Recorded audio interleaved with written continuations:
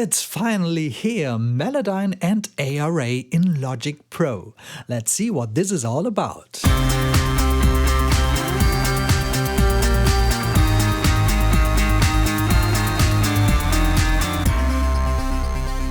Last week, Apple released their new Logic update 10.4.2, and just a few days later, Ceremony released their long-awaited Melodyne update that finally works as an ARA plugin inside Logic.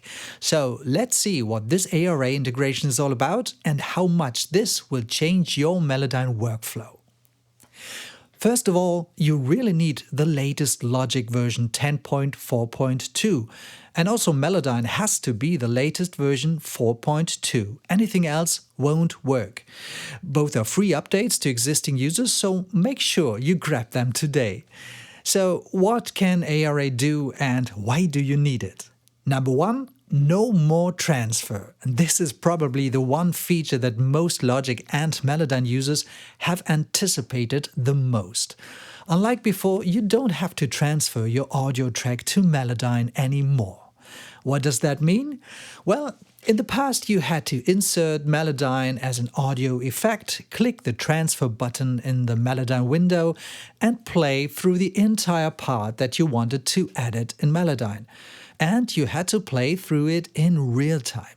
So if you wanted to edit, say, the vocals in a 4-minute song, you also had to wait for 4 minutes until everything was recorded into Melodyne. And only then you could start editing your vocals. Tedious. Now, luckily, this has all changed with ARA. You don't have to wait anymore for the audio track to open in Melodyne, and that's a huge time saver. So here is how it works now. In your very first insert slot, you pick Melodyne from the plugin menu. As you can see, you have two Melodyne versions here. This is the old Audio Unit plugin, so you could still use that if you prefer, but we don't want that anymore. And here's the second one that says Melodyne ARA. That's the one we want to pick. Under the hood, this will make Logic send the audio directly to Melodyne without any further effort on your part. And all you need to do is hit play shortly and stop again if you want, and then you will see the familiar Melodyne blobs and you can start tweaking your notes. No more transfer, no more waiting. Isn't that great? Related to the audio transfer is the file management. If you remember in the past, you always had to manually set the storage path for Melodyne's transfer files. And if you wanted to archive your projects or pass them on to someone else or take it to some other studio, you always had to remember to save these transfer files along with your Logic project. If you didn't, well, Melodyne couldn't find the corresponding audio information when you try to reopen the project later.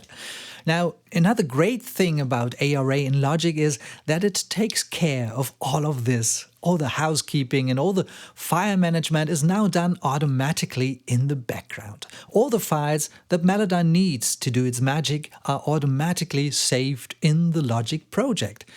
It doesn't matter if you save it as a package or a folder, Logic will save all Melodyne files with it. In fact, if you opt for the folder structure, you can actually see a Melodyne folder in there.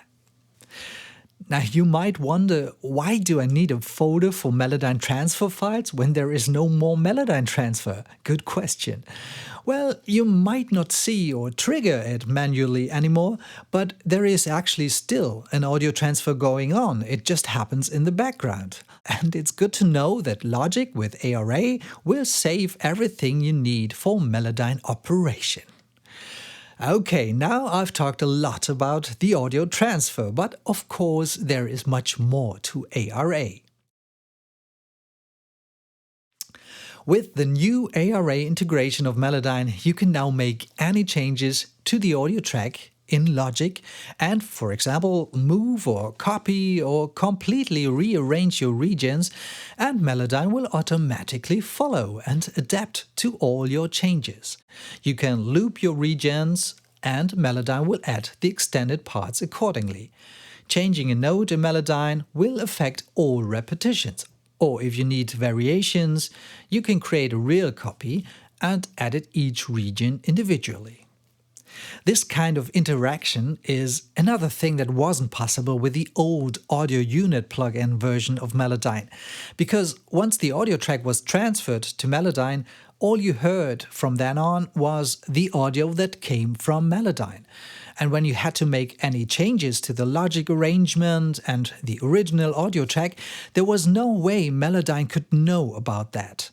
So that could be quite confusing. You would move a region in Logic or even delete it, but you couldn't hear any difference, right? Because Melodyne would still play the part as it was before. And thanks to ARA, this is now all a thing of the past. ARA also supports swipe comping in Logic. This is quite handy as you can use Melodyne during the comping process already. You will know that Logic organizes the comp track in a track folder, and Melodyne has access to all its takes and can be applied to any of them. If you move these separating lines between takes, for example, Melodyne will follow along. There's much more to it, and you should definitely check out those Ceremony tutorials on their website for more details. All I can say is I like this feature a lot. With all magnificence that ARA brings, I should mention that there are also a few things that don't work. Apple loops, for example, are not supported. Any Apple loops on your Logic track simply don't appear in the ARA instance of Melodyne. Same with flex pitch or flex time. If you use flex on one track, you can't use the ARA version of Melodyne at the same time. Probably because the Logic's time stretching and pitch shifting algorithms somehow clash with Melodyne's approach. There are workarounds though. You could use the non-ARA version of Melodyne on a flex track or bounce an Apple loop as a new audio region before you can apply Melodyne. So I kind of can live with that, but of course it would be nice to have a closer integration here as well. Another feature, however, which is not supported at all is audio to MIDI. In Studio One, for example, you can use ARA to drag an audio file to an instrument track and it will immediately extract the notes from your audio and create a MIDI track from it. Very useful, but unfortunately that's not possible in Logic. And talking about Studio One, you might have noticed that Logic's ARA integration looks and feels a little different in comparison.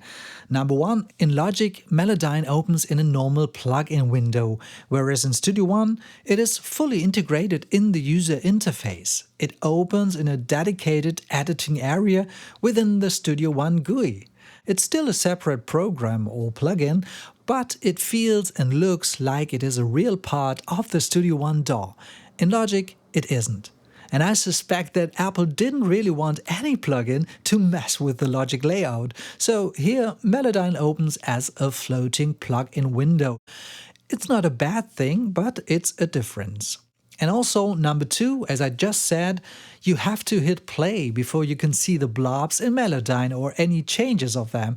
This is somewhat strange, and it's not the case in Studio One either. There you can pick the command Edit with Melodyne from the menu, and you can even use a keyboard shortcut for that, which makes it even faster, and the blobs will immediately open in the Melodyne area. So, in a way, it's way smoother and more organic in Studio One, I would say.